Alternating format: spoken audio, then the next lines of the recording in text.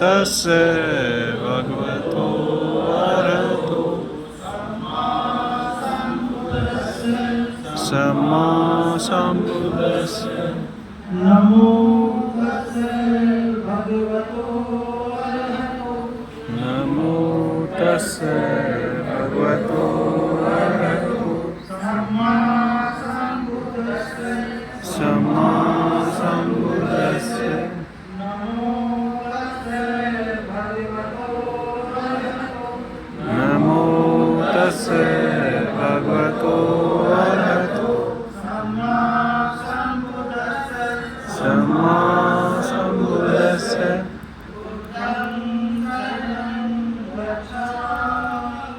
बुद्धं शरणं बुद्धं गच्छामि शरणं गच्छामि धम्मं शरणं धम्मं गच्छामि शरणं गच्छामि संघं शरणं गच्छामि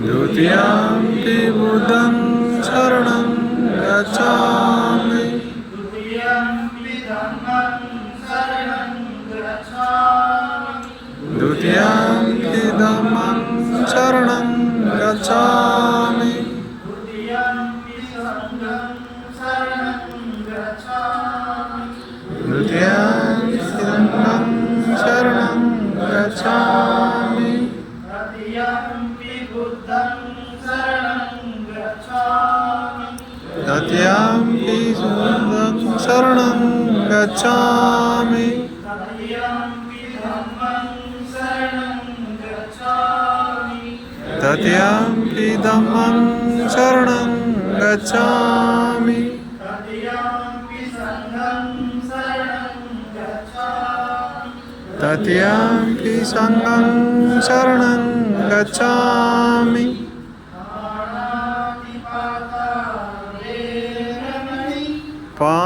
पाणातिपाता वेरमणि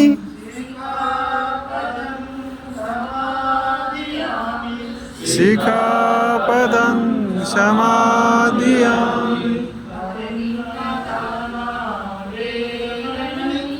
अदिन्नदाना वेरमणि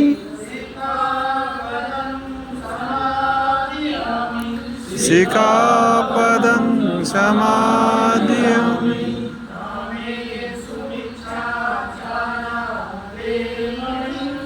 कामेषु मिच्छाचारा वेरमणि सिक्खापदं समादियामि मुसावादा वेरमणि सिक्खापदं समादियामि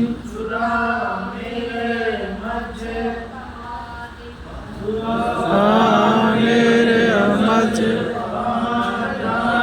वेरमणि आदिठाणा वेरमणि सिक्खापदं समादियामि साधु साधु साधु सब पापस्य करणं कुशलस्य उपसम्पदा सचित्पयोगपनम् एतं बुधानुशासनं साधु साधु आपके स्मरण हमारे सब कुछ बोधिसत्व बाबा साहब को मैं कोटि कोटि वंदन करता हूँ और इस जम्बू द्वीप को भी नमन करता हूँ जिस जम्बू द्वीप में ऐसे महापुरुष पैदा हुए हैं जिन्होंने इस जम्बू द्वीप का पूरे संसार में नाम रोशन किया है। उन जम्बूद्वीप को भी नमन करता हूँ, भारत को नमन करता हूँ और आप सभी को नमो बुद्धाय जय हिंद। जैसे बुद्ध के समय कोई सामाजिक व्यवस्था नहीं थी। वंश या जिसको अपन कह सकते हैं कबीले हुआ करते थे अलग अलग, जैसे मौर्य वंश, कोल्य वंश और जो थे वो वंश थे। उस समय जहां तक जातियां भी, ऐसा कहते हैं कि जातियां नहीं हुआ करती थी बुद्ध के समय में, वंश हुआ करते थे। और ठीक बाद में जाकर के बहुत समय, लंबे समय बाद में जाकर के हजारों साल बाद में जातियों का निर्माण हुआ है, जो शंकराचार्य आने के बाद। तो ये तो इतिहास की बातें हैं। लेकिन जो आज का जो विषय है, बौद्ध समाज क्यों और कैसे है, बौद्ध समाज की आवश्यकता क्यों है, क्यों हमें चाहिए और कैसे हम उसका निर्माण, कैसे हम उसको बना सकते हैं, ये हमारी पहली प्राथमिकता खास करके बौद्धों की होनी चाहिए। अगर ये खास करके ये हमारी बौद्धों की प्रमुख नहीं है तो फिर हम कौन सी दिशा में जा रहे हैं, इस पर भी हमें चिंतन मनन करना चाहिए। अब यूं भी हम कह सकते हैं कि नहीं साहब, बुद्धिज्म तो एक बुद्धिवादी धर्म है, बुद्धिवादी धर्म है, वैज्ञानिक दृष्टिकोण अपनाता है। लेकिन बाबा साहब ने पूर्णतः कहा है कि हमारा समाज स्थापित होना चाहिए।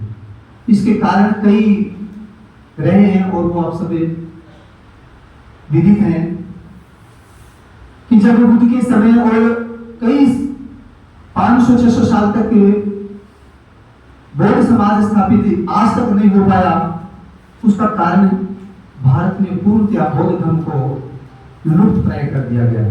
इसका एकमात्र कारण मैं मानता हूं कि वो बौद्धों का अलग एक समाज, अलग एक संस्कृति, अलग एक पहचान, अलग एक सामाजिक संरचना, अलग संस्कार, अलग रीति रिवाज, ये नहीं होने के कारण बौद्धों को ये झेलना पड़ा है। और मुझे लगता है कि अगर इसी प्रकार से चलते रहे तो आने वाला समय में भी आप ये मत भूलिए कि भारत में बौद्धों का कोई नामो निशान नहीं रहेगा। जिस प्रकार से आज की सरकार चल रही है, जो आप देख रहे हैं, वो एक शुरुआत है। तो इस ओर हमें प्रयास करना चाहिए। और बाबा साहब ने जो कहा है कि हमें हमारा समाज चाहिए, हमारी संस्कृति चाहिए, हमारी विचारधारा चाहिए, हमारे उत्सव चाहिए, हमें परंपराएं चाहिए। अब यहाँ एक शब्द आता परंपराएं, ये सब परंपराएं तो बहुत अंधविश्वास पैदा करती है। लेकिन किसी सामाजिक व्यवस्था को, किसी सामाजिक ढांचे को स्थापित करने के लिए हमें कुछ परंपराएं स्थापित करनी पड़ेगी। हम ये नहीं कहें कि साहब हम किसी को नहीं मानते हैं। बाबा साहब के बौद्ध धर्म के बाद आज तक हम लोग ये कहते जा रहे हैं कि साहब मैं तो किसी को नहीं मानता, मैं तो किसी को नहीं मानता। तो किसी को तो मानोगे। जब एक परंपरा छोड़ करके हम एक व्यवस्था छोड़नी होगी, दूसरी व्यवस्था के लिए हमें उसको कुछ अल्टरनेट देना पड़ेगा। अगर हम उसको अल्टरनेट कुछ नहीं दे पा रहे हैं, इसका मतलब हमारे आने वाली जो जनरेशन हम देख रहे हैं, हमारी जनरेशन नहीं आ रही है। और जब हमारे साथ सेकंड लाइन यानी हमारी जनरेशन हमारे साथ खड़ी नहीं होगी, तो आप समझिए एक पॉलिटिकल सिस्टम को खड़ा करने के लिए second line, third line, fourth line तैयार की जाती है, तब जाकर के वो पार्टी विस्तार करती है और राज करने लायक होती है। ये बात बहुत गंभीर है, इस पर हमें चिंतन करना पड़ेगा। और इसको शुरुआत करने के लिए हमें हमारे घर से शुरुआत करनी पड़ेगी। जैसे मेरे बच्चों को मैंने 2010 में यहाँ आम्रपाली सर्किल में सम्मेलन हुआ था, राजस्थान बौद्ध महासंघ के नेतृत्व में और YBS के नेतृत्व में। इम साहब और धमरतन जी साक्षी हैं, और राहुल सुमन छाबड़ा जी जो जिनकी कल जन्मतिथि थी वो मौजूद थे। उस समय उन्होंने दीक्षा ली थी और मैंने उसके बाद हर सिंह का प्रमाण पत्र भी बच्चों का बना दिया है। वो एक पारिवारिक मामला है, लेकिन हम एक सामाजिक प्राणी हैं और सामाजिक प्राणी होने के नाते समाज की आवश्यकता पड़ती है, चाहे वो कोई भी समाज हो। जैसे हिंदू धर्म में अलग अलग जातियों का अलग अलग समाज स्थापित होता है, लेकिन बुद्धिज्म तो कोई जाति वहां नहीं होती है। बुद्धिज्म में कोई जातियां नहीं होती है, इसलिए बहुत समाज हो गया, लेकिन हमने बहुत समाज स्थापित किया नहीं है। और हम इस कार्य को लंबे समय से यानी 2020 से इसी काम में लगे हुए हैं कि कैसे हमारा समाज, हमारी संस्कृति कैसे बने। तो सामाजिक संरचना स्थापित करने के लिए संस्कार स्थापित होंगे, संस्कारों से संस्कृति का निर्माण होगा और संस्कारों से समाज व्यवस्था स्थापित होगी, और उससे हमारे उत्सव होंगे, जैसे बुद्ध पूर्णिमा है, आषाढ़ी पूर्णिमा है और बाबा साहब का जन्मदिन आदि जो हमारे उत्सव है वो हमें दृढ़ता के साथ स्थापित करना पड़ेगा। जैसे कालांतर में ब्राह्मणों ने हमारे बुद्धिज्म के जितने भी सिंबल थे धीरे धीरे उन्होंने एडॉप्ट कर लिया। जैसे जातक कथाओं में राम कथाओं का वर्णन आता है और वो कई देशों में रामायण लिखी गई है उन जातक कथाओं के लिए, लेकिन यहाँ के ब्राह्मणों ने रामायण स्थापित करके और एक सिंबल स्थापित कर दिया, जबकि वो बुद्धकालीन जातक कथाएं थी, बोधिसत्व था। हमें जब हमारा इतिहास पता नहीं तो हम क्या कर सकते हैं। ये एक बड़ी हमारी विडंबना रही है। इसके साथ ही जैसे तथागत बुद्ध के जो 5 शिष्य थे, हमें यह पढ़ाया जाता है और हमने पढ़ा भी है कि वो 5 ब्राह्मण थे, लेकिन ये गलत धारणा है, मिथ्या धारणा है। इनमें से 3 तो शाक्य वंश के थे और 2 कोल्य वंश के थे। ये एविडेंस है साथियों, क्योंकि जब एविडेंस के साथ बात होती है तो एविडेंस प्रस्तुत किया जाता है। यहां तक कि अगर बात करें,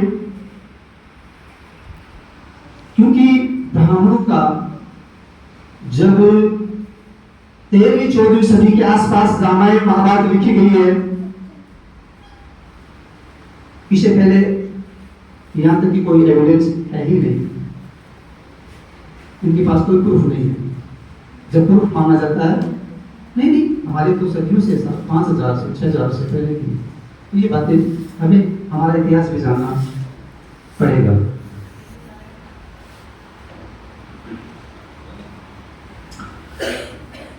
जैसे कि के डेविस है, उन्होंने सामाजिक व्यवस्था के विषय में बताया है कि हमें ध्यान देने योग्य बात है कि सामाजिक व्यवस्था ही समाज नहीं है,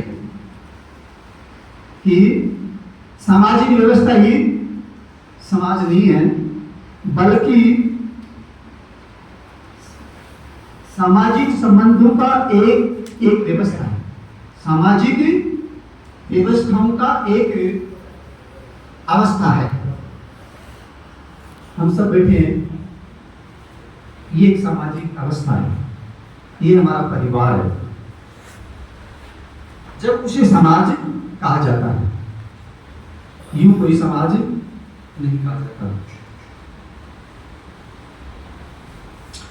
एक समाज निरंतर सामाजिक संपर्क में भाग लेने वालों का एक समूह है जो निरंतर प्रगति करता रहता है, जिसमें बाबा साहब ने कहा है कि समता, स्वतंत्रता, बंधुत्व, अगर ये सामाजिक व्यवस्था में नहीं है, इसका मतलब वो सामाजिक व्यवस्था नहीं है, वो समाज नहीं है।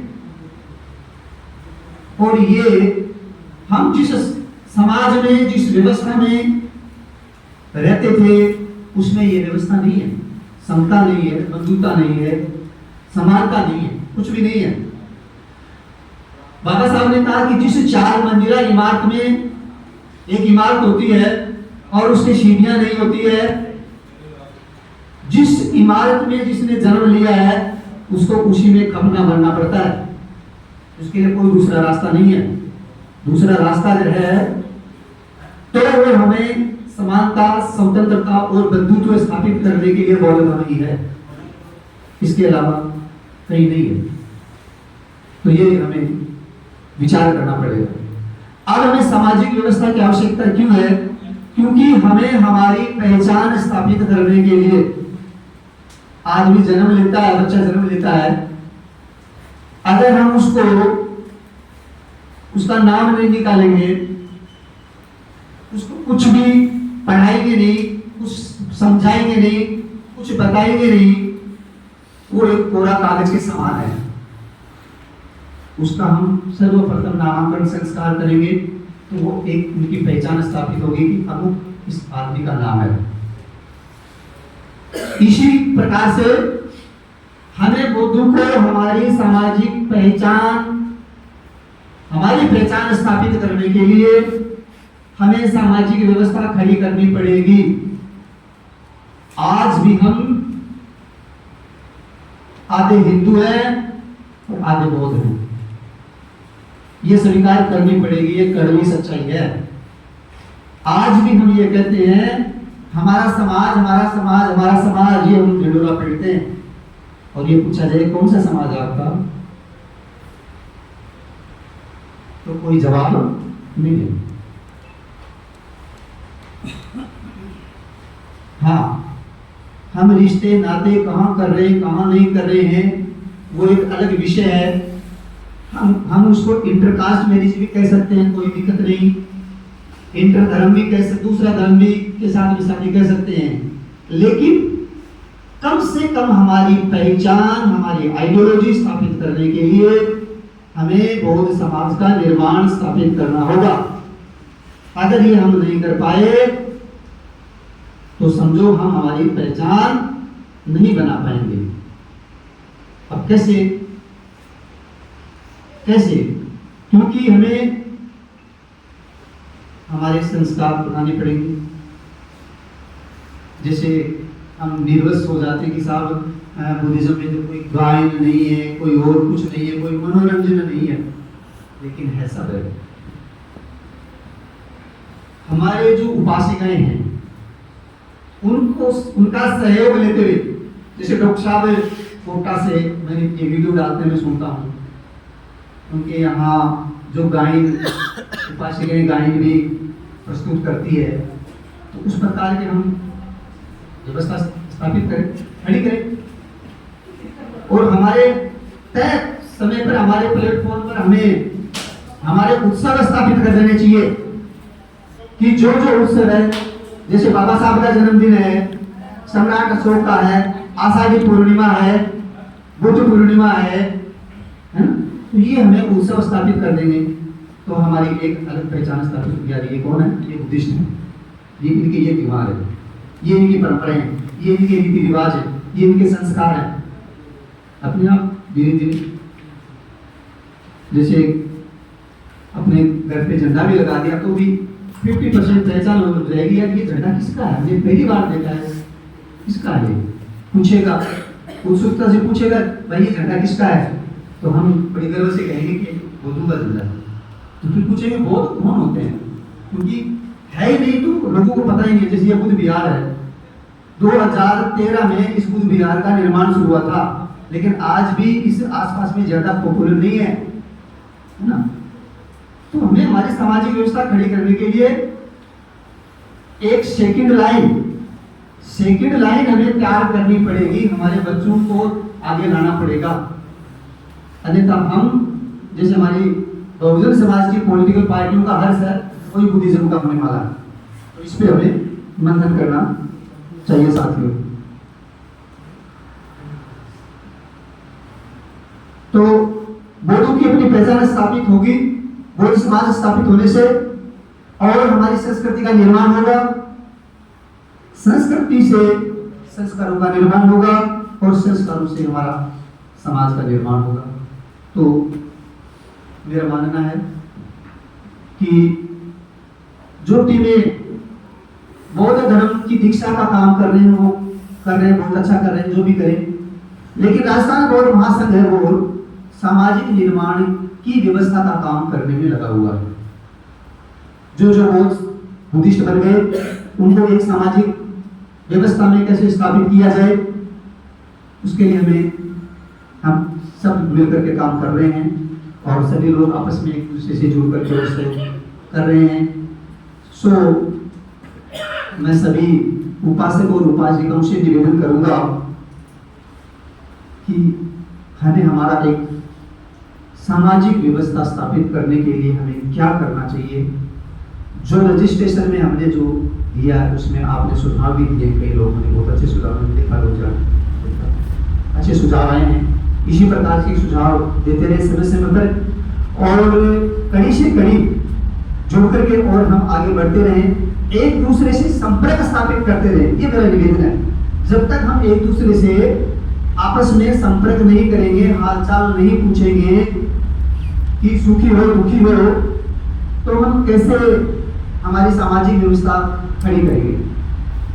केवल वेबिनारों से भी काम नहीं चलेगा, केवल मीटिंगों से भी काम नहीं चलेगा।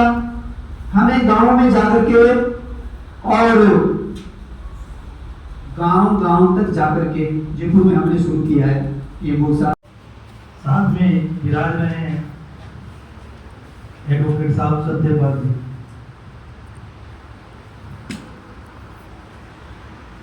जब मेरे पास आया समाचार तो विषय कुछ अलग था, अभी विषय बदल गया, मुझे कोई फर्क नहीं पड़ा क्योंकि काफी लंबी यात्रा है और अभी मेरे बोध साहब ने बहुत अच्छे से समझाया कि बौद्ध समाज का निर्माण हमें सब मिलकर करना है, उसकी अति आवश्यकता है। और राजस्थान बौद्ध महासंघ जो है वो इसी उद्देश्य की प्राप्ति को लेकर प्रयासरत है। मनुष्य एक सामाजिक प्राणी है और उसे कहीं न कहीं एक समूह की, समाज की आवश्यकता अवश्य होती है। जब आप राजस्थान से बाहर किसी देश में, अपने ही देश में चले जाएं, तो अचानक ही जब राजस्थान का व्यक्ति, चाहे वो अलवर का हो, चाहे बांसवाड़ा का हो, चाहे कोटा का हो, चाहे झुंझुनू का हो, जैसलमेर का हो, लेकिन दिल्ली में अगर वो सब मिल जाए तो वो इतनी आत्मीयता से मिलते हैं कि आप भी राजस्थानी हो गया, आप भी राजस्थानी हो गया। ये मनुष्य की प्रवृत्ति है, उसे साथ चाहिए। तो ऐसा साथ हो जिसमें हम एक आदर्श नागरिक बन सकें, एक अच्छे संस्कारवान व्यक्ति बन सकें। और जो बुद्ध धर्म है वो मनुष्य को संपूर्णता की ओर ले जाता है। महाकारुणिक तथागत भगवान बुद्ध ने हम सबको वो सब समस्त प्रकार की बातें बताई है, दी है, जिससे इस लोक के तो क्या, अगर कहीं नहीं भी माने तो यूँ समझे कि आपके समस्त दुखों का निवारण हो सकता है। तो जब दवा अच्छी है, डॉक्टर अच्छा है और मार्गदर्शन के रूप में राजस्थान बौद्ध महासंघ आपके सामने है, तो फिर कोई कठिनाई आगे नहीं आने वाली।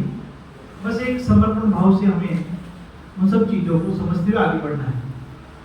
तो एक आदर्श बौद्ध क्या विशेषताएं होनी चाहिए। तो देखिए, हम जब अपने आप को बौद्ध कहते हैं, बुद्धिस्ट कहते हैं, तो एक भाव तो ये हमारे अंदर आना चाहिए कि हम तीर्थों की शरण में हैं। क्योंकि अगर तीर्थों की शरण नहीं लेंगे, कोई कहे कि मैं बौद्ध हूँ, तो शायद विरोधाभास हो जाए। तो जब त्रिरत्नों की शरण में जब कोई व्यक्ति आता है, तो संसार में कोई भी ऐसी संपत्ति नहीं है, कोई भी ऐसा धन नहीं है, कोई भी ऐसा वैभव नहीं है जो इनसे बढ़कर हो। जब हम अभी हमने त्रिशरण पंचशीली, उसके बाद में जब हम त्रिरत्नों की वंदना करते हैं तो उन त्रिरत्नों की वंदना में हम यह भी उसका भावार्थ यही है कि इस संसार में जितने भी रत्न हैं उनमें कोई भी बुद्ध रत्न के समान नहीं है। बुद्ध ही मेरी उत्तम शरण है। इस सत्य वचन से सबका मंगल हो, सबका कल्याण हो, ये भावना हमारे अंदर हो। इसी तरह से इस संसार में जितने भी रत्न उनमें कोई धम रत्न के समान नहीं है, कोई संग रत्न के समान नहीं है। और ये मैं जीवन के अंतिम क्षण तक इन त्रिरत्नों की शरण करता हूँ। तो एक आदर्श बोध है और अपने आप को बुद्धिस्ट कहता है, तो सबसे पहले तो त्रिरत्नों की शरण को मन से ऐसा ग्रहण करे और मन में ऐसा भाव लाए कि अब उसके अंदर ऐसी मैत्री जागे कि जो उसे मिला है वो उसको औरों के लिए भी बांटेगा। यही तो जिसमें मैत्री का संचार होने लग जाता है तो समझ लीजिए वो आदर्श बोध है। अगर मैत्री भाव नहीं है, करुणा का भाव नहीं है और दूसरे की मदद करने का भाव नहीं है तो वो आदर्श कहला ही नहीं सकता। भगवान बुद्ध ने एक कसौटी दी है आदर्श बोध के लिए और उस कसौटी पर जब हम देखते हैं तो बहुत अच्छे परिणाम सामने आते हैं कि एक आदर्श मतलब आर्य, जैसे आर्य सत्य कहा बुद्ध ने, आर्य सत्य, तो हमारा जीवन श्रेष्ठ कैसे हो या हम अच्छे कैसे बने, तो भगवान ने कहा कि 5 शीलों का पालन करना चाहिए। कोई आदर्श बोध कहे अपने आप को कि मैं बुद्धिस्ट हूँ और 5 शीलों का पालन नहीं करता है तो भाई कहीं न कहीं कमी है। सबसे पहली कसौटी है पंचशीलों का पालन करे। अगर 5 शील नहीं है उसके जीवन में तो भूल जाए, वो धर्म की बात भूल जाए, त्रिरत्नों की बात भूल जाए, सब बातें खोखली नजर आएगी। क्योंकि हमारा जो धर्म है, हमारा बौद्ध समाज जो बनेगा वो उन 5 शीलों की ऊपर ही बनेगा। आप कह रहे हो ना हमारी अलग पहचान होनी चाहिए। तो जैसे सुगंधित फूलों की जो खुशबू है वो केवल हवा के दिशा में बहती है। जैसे कोई बगीचा है सुंदर फूलों का, तो उसकी जो खुशबू है हवा के साथ साथ हवा की दिशा में ही बहेगी। लेकिन जो शील सदाचार का जीवन जीने वाला व्यक्ति है उसकी खुशबू समस्त दिशाओं में बहेगी, हवा के विपरीत दिशा में भी बहेगी। तो अगर हम जहाँ रह रहे हैं, जिस मोहल्ले में रह रहे हैं, जिस समाज में रह रहे हैं, जिस गांव में रह रहे हैं, जिस देश में रह रहे हैं, तो हमारी ये खुशबू फैलनी चाहिए। तो आदर्श हो। आदर्श लिखने से नहीं होता है। जैसे कई लिखते हैं आदर्श बाल विद्या मंदिर, आदर्श फलाना, आदर्श है, ऐसे ही यहाँ बहुत प्रचलन है कहने का। जाने कुछ नहीं, विश्व गुरु, जगत गुरु शंकराचार्य, जगत गुरु, जगत गुरु। जगत का क्या मतलब? उनसे कहें कि जगत में कितने देश है भाई, विश्व में कितने देश नहीं बता पाए, लेकिन लिखने की परंपरा ऐसी। आदर्श लिखने से काम नहीं चलेगा, बोध लिखने से काम नहीं चलेगा। अगर बोध समाज की रचना तो हम करें, लेकिन आदर्श समाज भी तो बनाएंगे। या वैसे ही केवल नाम से बोध हो गए भाई और पता चले बोध साहब है ना जो किसी अंग्रेज शराब की दुकान पर लाइन पे लग रहे हैं, तो बहुत धर्म की हानि हो जाएगी। धर्म की हानि हो जाएगी, पीछे चले जाएंगे हम 10 कदम पीछे, क्योंकि हमारे शत्रु तो इसी ताक में, भले वो कितने ही गलत है, वो भले कितने दुर्वेशन करें, लेकिन निगाह है हमारे ऊपर कि अच्छा बोध तो है, देखते कब तक। तो ये हमारी कसौटी है होगी। इसलिए आदर्श बोध के लिए सबसे पहले ये अगर बात है तो पंचशील है, जो भगवान बुद्ध ने कहा कि भाई दुखों से मुक्ति चाहिए ना आपको, तो ये 5 बातें आपको माननी पड़ेगी, दोहराने की जरूरत है। और जब ये 5 बातें कोई व्यक्ति मन से धारण करता है तो निश्चित रूप से एक पहचान लेके वो होता है। सब जानते यार ये व्यक्ति को बड़ा उनका आदर और बहुत सीधा और सच्चा है, ये पहचान थी हमारी। आज भी कहते हैं प्राचीन वंशों के लिए, अरे बहुत सीधे लोग हैं, बहुत सीधे सच्चे लोग हैं। ये सीधे सच्चे कहाँ से आया? जो बुद्ध की परंपरा से चला हुआ है। हम सीधे सच्चे थे और हमें अब सीधा और सच्चा बनना है, तो पंचशीलों का पालन हमें करना चाहिए। और जैसे ही शील सदाचार का जीवन जीने वाले हैं तो लोग आपस में धर्म अपना काम करता है, धर्म अपना काम करता है। जैसे ही हम धर्म को धारण करते हैं तो शील समाधि प्रज्ञा ये तो धर्म है, 3 शब्दों में आ गया। जब इनको गहराई से देखते हैं तो शील का जैसे ही पालन करते हैं तो फिर समाधि की ओर गमन होगा। तो आदर्श बोध है तो समाधिवान बनो। समाधिवान नहीं बने, केवल सीमित पात्र करते रह जाइए, तो उस सूक्ष्म सच्चाई को आप नहीं जान पाए, जो आज भी वही परिणाम देती है जो बुद्ध के काल में देती थी, और आगे भी अनंत काल तक देगी। जैसे ऐसा होने से, जैसे ऑक्सीजन और कार्बन डाइऑक्साइड को सूत्र है ना, पानी को भी बना सकता है। ये अलग बात है कि उतनी मात्रा में हमारे पास नहीं है, लेकिन बनता। तो फिर पाली बुद्ध की वाणी है तो संस्कृत से भी ऊंची है, श्रेष्ठ है और बढ़कर है। इसलिए आपको इस भाषा को बहुत अच्छी तरह से हमको समझना है, और बिल्कुल सरल भाषा है ये, इसमें ज़्यादा कोई दिक्कत नहीं है। उसमें संस्कृत में 3 वचन होते हैं, इसमें कोई वचन से काम चलेगा, या तो एक वचन है या बहुवचन है। इसमें शायद काल्विक शैली उनका और मूर्धन्य शैली होगा, संपूर्ण वाला से ये नहीं होगा, श्रेय भी नहीं होगा, ऋग्वेद भी नहीं होगा। ये कहते हैं ऋग्वेद ऋग्वेद की बात बताऊँ आपको, मुद्रा ऋग्वेद आदि संस्कृत से चला हुआ। ये री जो अक्षर है, री अक्षर का निर्माण ही बाद में, पाली के बाद में, प्राकृत के बाद में हुआ। ये री ऋग्वेद पहले कहाँ से आ गया? ऋग्वेद पहले बोला ही नहीं जाता था, ये अक्षर ही नहीं था पहले, ये तो बाद का है। इसलिए वो आप ज़्यादा अध्ययन करेंगे तो आपको इसके बारे में और भी अच्छी तरह से जानना है। तो एक तो HA करके आता है हमारा अतीत, ये चैनल है हमारा अतीत HA। दूसरा पढ़ना आप साइंस सर्वी या राष्ट्र निर्भर, साइंस सर्वी और राष्ट्र निर्भर दोनों एक व्यक्ति के हैं, तथागत के नाम से वो संचालित करता है। तो बहुत ही श्रेष्ठ चैनल है, इसमें अद्भुत ज्ञान है, हिस्ट्री का बहुत अच्छा ज्ञान है। तो मैं आता हूँ, अब पाली को जब हम पढ़ेंगे, इसका मतलब है कि हम बहुत संस्कृति के बारे में हम जानते तो नहीं करूँगा,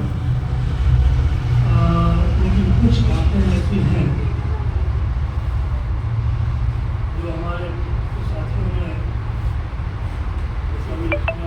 कुछ बातें की हैं। देवी सारी जी ने भी कोई प्रश्न उठाए थे।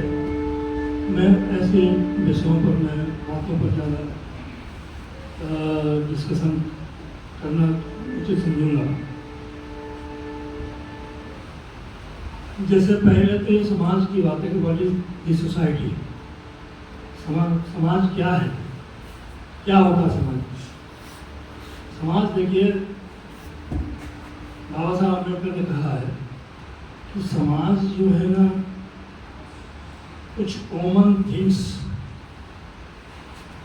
इन्हीं लोगों के बीच में होती हैं, उनके पोजीशन में होती हैं। जैसे परंपराएं होती हैं, रीति रिवाज होते हैं, कुछ लोगों के बीच में कॉमन एक जैसे बोली भाषा है, रीति रिवाज है, खान पीन है, रहन सहन है, कपड़े लगते हैं, जो भी है वो समान होते हैं। ऐसा माना जाता है कि वो एक समाज है। लेकिन बाबा साहब ने कहा कि नहीं, वो एक समाज नहीं कहा जा सकता जब तक कि उस मतलब केवल मात्र एक जैसी परंपराएं, एक जैसा पहनावा, एक जैसा भाषा, आचार विचार होने मात्र से एक समाज नहीं बन जाता। जैसे कि हिंदू समाज को ले लीजिए, आप पूजा पद्धति एक ब्राह्मण करता है, भोले शंकर की पूजा करता है, घंटी बजाता है, जल चढ़ाता है, एक दलित भी वही काम करता है। साथ में ब्राह्मण भी अपने बेटे बेटियों की शादियों में लेता है, एक दलित के यहाँ भी वही परंपरा होती है। ऐसे बहुत कपड़े भी जैसे वो लोग पहनते हैं, ब्राह्मण पहनता है, वैसे दलित भी पहनता है।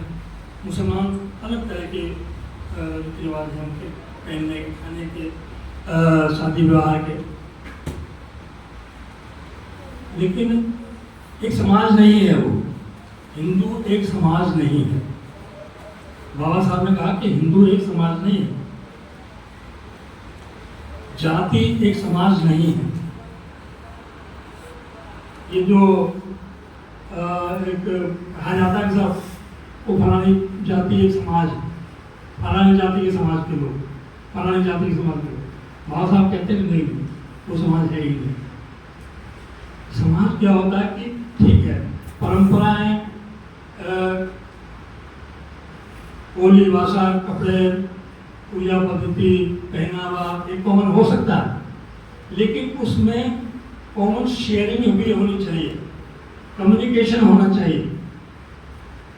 यानी कि उनमें आपस में जैसे भोजन कॉमन है, लेकिन एक ब्राह्मण अलग जाति बना करके अपने भोज अलग करता है, एक दलित जो है ना, एक जाट है या राजपूत है, वो अपना भोजन अलग करता है।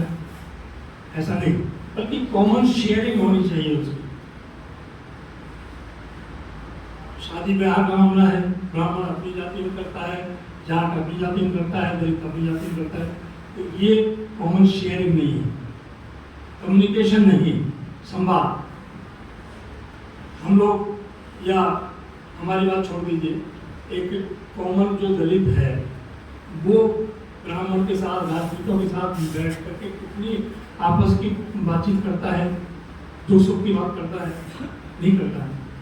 वो अपनी बात अलग, अपनी पंचायत करते हैं, हमारे लोग अपनी अलग पंचायत करते हैं, तो वो समाज नहीं हुआ। तो बाबा साहब कहते हैं संवाद होना चाहिए और शेयरिंग होनी चाहिए। शादी विवाह भी आपस में होने चाहिए, तभी वो समाज होगा। तो ये समझ लीजिए कि अपनी कॉमन जो चीजें हैं वो पोजेशन में भी हो और कॉमन शेयरिंग भी हो और यहाँ कम्युनिकेशन भी हो, संवाद भी हो, आपस में बांटी जाए वो चीजें, दुख सुख के साथी हों। एक परिवार में कोई दुख आता है तो दूसरा परिवार उसका साथ दे, वो समाज है। वो समाज नहीं है कि इस पर दुख आया मेरे क्या लेने का, वो फलानी जाति का है, मैं फलानी जाति का हूँ, वो मेरा समाज का। पहले क्योंकि प्रत्येक बौद्ध जो है वो इस बुद्ध संस्कृति की इकाई है, तो उस व्यक्ति का जो भी बुद्ध संस्कृति को निर्माण करना चाहता है या उसमें अपनी भूमिका निभाना चाहता है, तो उसका एक आदर्श रूप में बौद्ध होना बहुत जरूरी है। और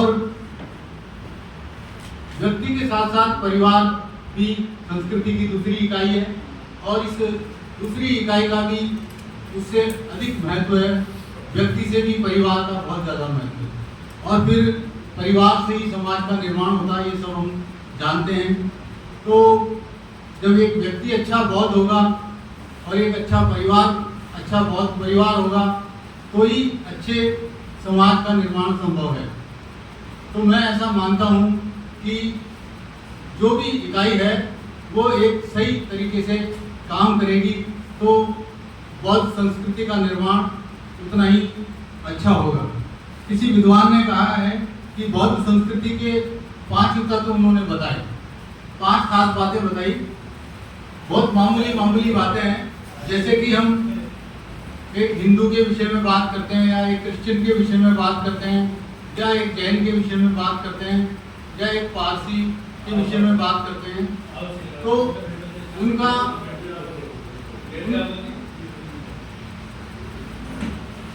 उनकी एक जीवन शैली है जो उनको उस समुदाय विशेष का बताती है। अब जैसे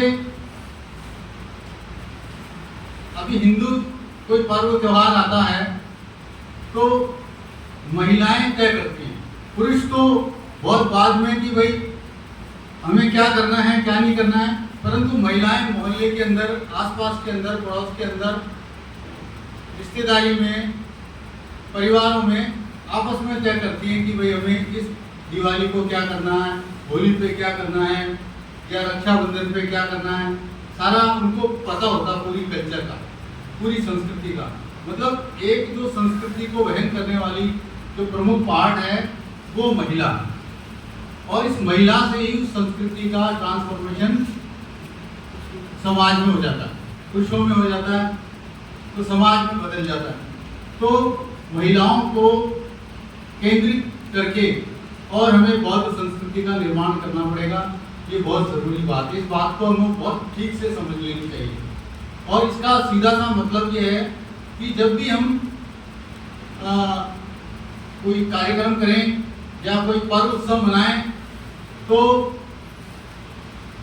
इन धार्मिक कार्यक्रमों में या धर्म के कार्यक्रमों में अपने साथ अपनी महिलाओं को अवश्य रखें। अभी मजबूरियां हो सकती है, मैं भी जैसे यहाँ नहीं ला पाया, ये भी एक मेरी कमी है, मतलब तो मैं बुध विहार लेके जाता हूँ या कोई कार्यक्रम होता है तो हम लोग लेके जाते हैं, तो जब वो समझेगी तब वो दूसरे को बताएगी।